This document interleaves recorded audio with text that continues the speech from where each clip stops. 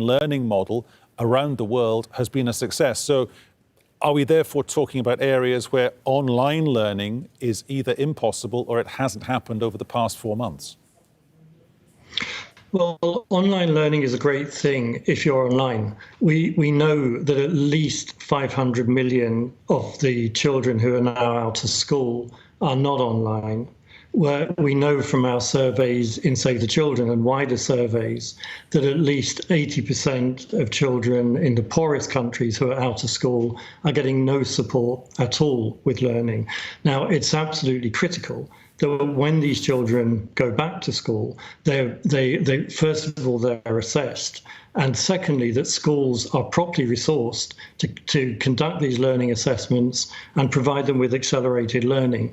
There are hundreds of millions of children who are on the wrong side of the digital divide and are really not getting access to those online opportunities.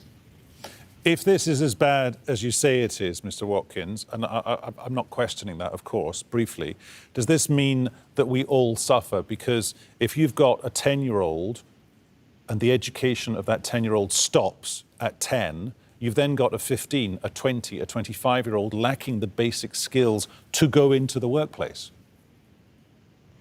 Well, that's exactly right. These are costs that children will carry throughout their lives. The girls who aren't in school, for example, that when those girls become mothers, those children are far less likely to be vaccinated. They're far more likely to die before their 5th birthday. We know that every year of education will increase earnings by around 9% a year.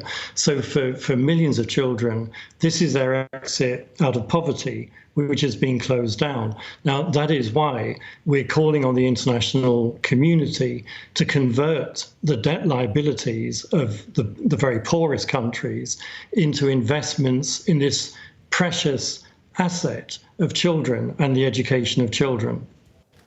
We have to leave it there. Kevin Watkins, thank you for coming on. We do appreciate your time.